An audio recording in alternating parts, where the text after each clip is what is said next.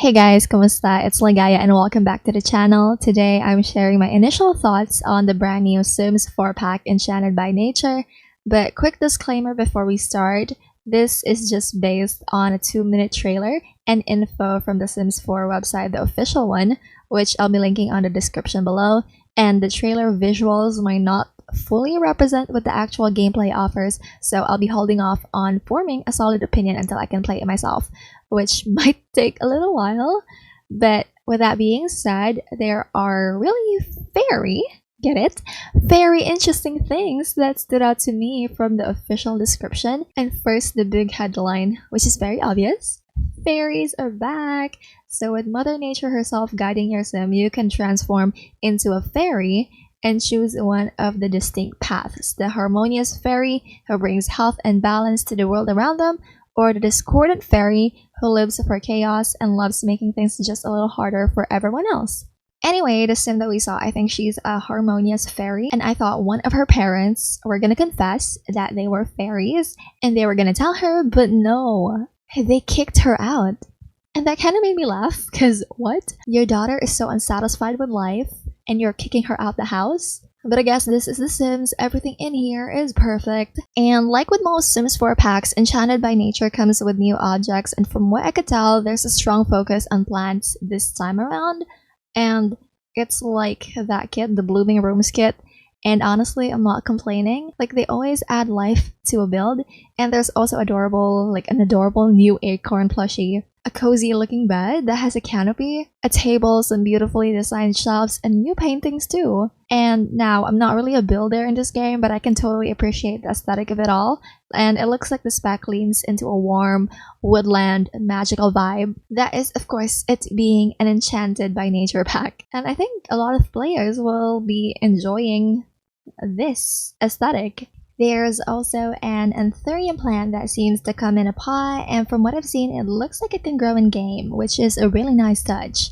And actually, on the official site, it mentions a whole new collection of living houseplants. And no, they're not just decorative clutter this time. These plants actually need attention, watering, and companionship, which is just a fun twist for anyone who loves the plant parent lifestyle, and also who wishes that the plants in game would actually not just be decorative, but also we can water them. I know that there's a mod that would transform like decorative plants to plants that you can water, but it's just so cool that the game decided to do that too. And the best part, you can finally place them on shelves, tables, and even the floor, giving you so much more freedom to create your own indoor jungle or like plantita lifestyle. We're also getting a new aspiration, the nature nomad aspiration, which focuses on living completely off the land. Like, that includes foraging, crafting natural remedies, and fully embracing a low impact lifestyle. And I even saw Sims in the trailer talking to a tree or like worshipping it. I really don't know how to explain it, but it feels very spiritual and foresty. Can I also just say that this reminds me of cottage living, except it had like branches and also it had birds. This one does not, but still. And can we talk about the kids for a second? There's this adorable little activity where they press flowers into books. Or that's just how I see it, and I kind of love that. Like, it's such a wholesome detail that adds a new layer to family gameplay. Also, there were these tiny glowing things floating around, possibly fairies or maybe garden spirits. They might be helping out in the garden or bothering Sims depending on their mood. Either way, it adds a nice touch of whimsy and mystery that fits perfectly with the overall theme. There are also new accessories in the pack, like these fairy wings that even kids can wear, which is super cute. And then there's Guy, who has this cute hat. He has a nest on his head, which is even more amazing. Nest with eggs. He also just ate a raw fish, like whole raw fish, like literally swallowed it in one gulp. And I actually love that. It's so weird in the best way, but also I winced a bit when I thought about the bones getting stuck in his teeth and his throat. And Sims, please, you won't go bankrupt if you animate Sims chewing food like actual humans. The way they just swallow everything whole, like fruits, fish, whatever, it's kind of terrifying. And I'm just saying, a few chewing animations would really make it better. Not even chewing, I mean like biting piece by piece. You know what I mean?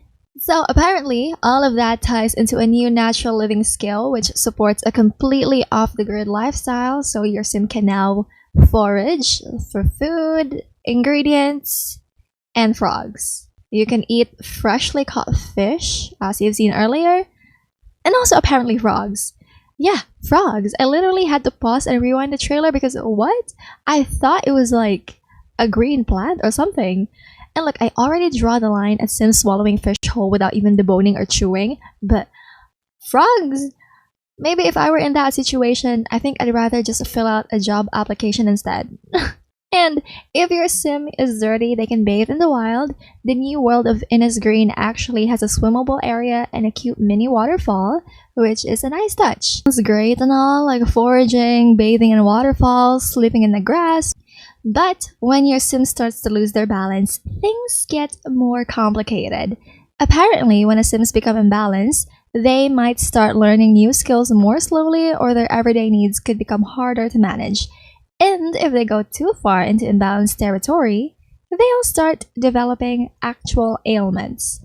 Some of the ones are listed here, or I think this might be just the four that we have, but we have sonic sinuses, as you can see here, Simoleon Fever, where you can get like splotches of the Simoleon sign on your sim skin. Okay, and then we've got the emotional void, the greeny meanie, and creation impulse. Luckily, your sim can either ask Todd, a stall owner, for a cure, or they can craft their own using the new apothecary table. I don't actually know if I pronounced that correctly.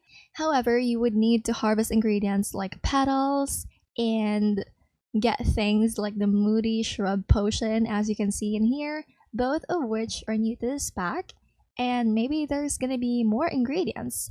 I don't know, I haven't played it yet, and I am just watching the same thing as you guys. And yeah, once you gather everything, you deliver the ingredients to Todd, and he'll make a cure for you. And the way it's presented, like it comes in this little fancy box that looks like your sim is about to propose, which is cute. I mean, it's dramatic, but I kind of love it.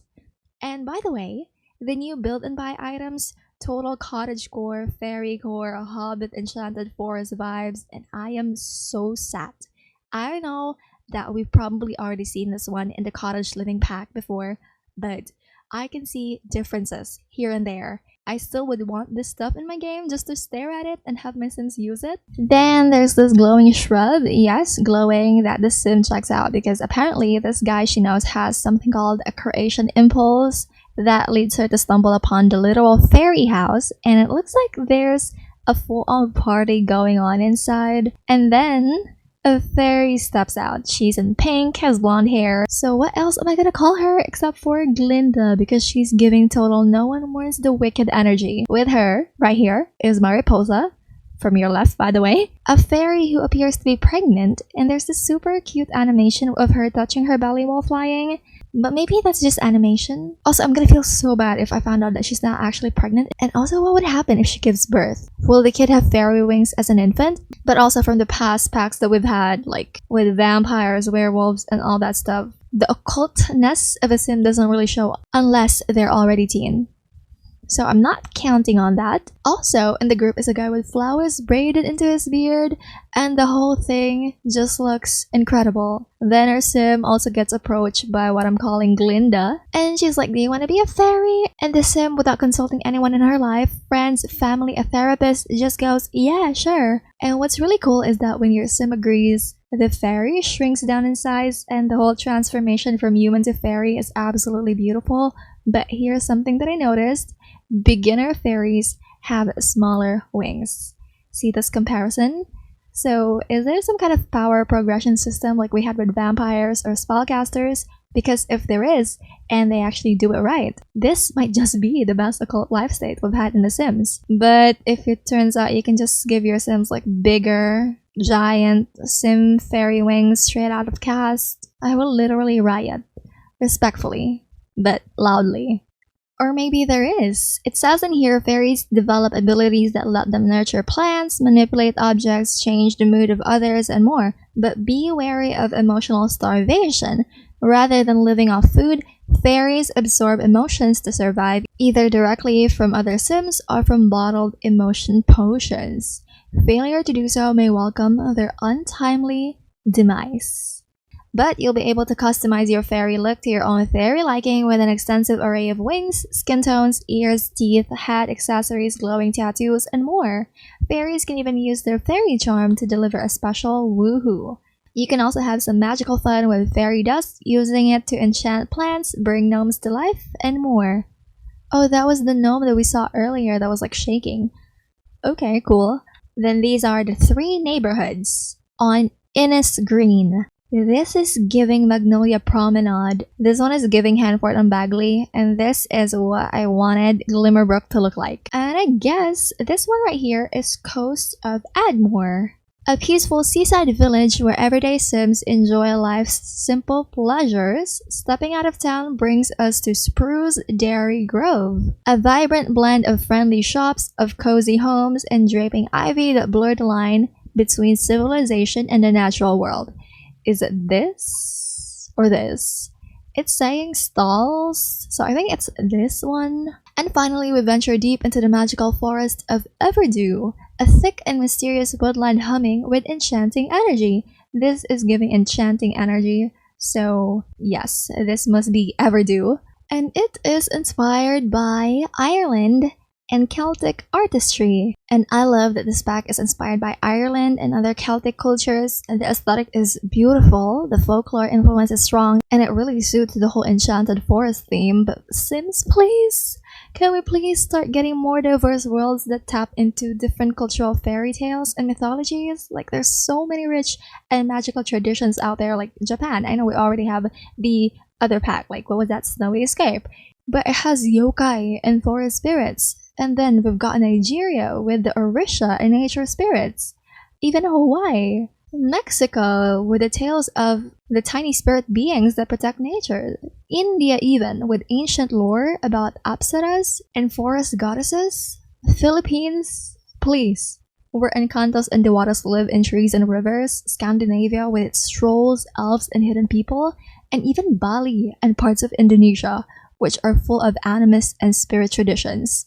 Like, imagine a fairy pack with those regions, with architecture, clothing, lore, and magical systems to match. It would be stunning, and also a beautiful way to celebrate cultures that rarely get the spotlight in The Sims. But I don't know, that's just me.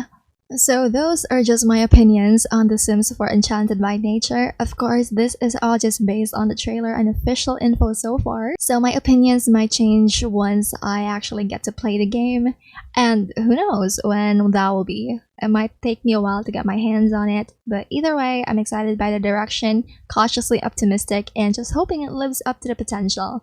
And as always, these thoughts are entirely my own. You don't have to agree with me. Also, feel free to sound off in the comments if you're hyped, hesitant, or somewhere in between. I'd love to hear what you think.